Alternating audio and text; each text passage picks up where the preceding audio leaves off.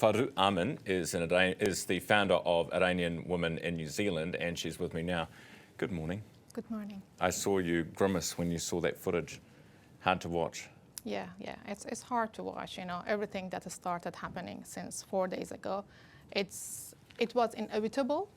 You know, we expected that finally something like this would happen. You know, given the last 46 years and the hostile rhetoric and also actions taken by the regime in Iran, but still imagining that our homeland is going to be struck by missiles, it was not something that we could easily think of.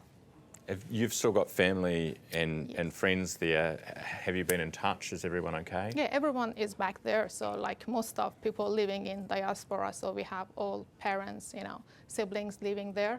And we have been in touch, but internet is really, unstable. So it's been coming and going. And we have been watching the news, yeah. What are people there feeling about, Israel's talking about regime change. We've spoken about this before. There are a lot of Iranians who want regime change, who would like that to be over. What is the feeling here? So first of all, it's not simple at all. It's really complicated and very nuanced. And I think any type of binary thinking, doesn't work here at all.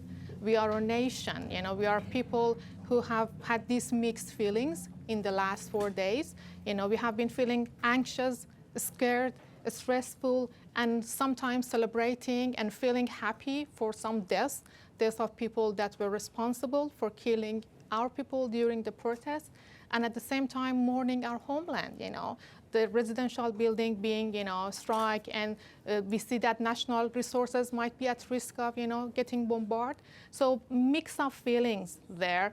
But at the end of the day, for most of us, what we see is that this regime is responsible. Just the fact that Israel invaded Iran doesn't mean that this regime now deserves sympathy from our perspective, and we really don't want to see the world, to show sympathy to this regime, because this regime for the last 46 years has been oppressing us. And just imagine in 2022, when the uprising happened with the killing of Mahsa Amini, they killed 500 people in few days, and it is the official number. In 2019, they killed 1,500 people only in 3 days. So we know that change doesn't come without a price. It's not a situation between good and bad or bad and worse. So it's really complicated to describe.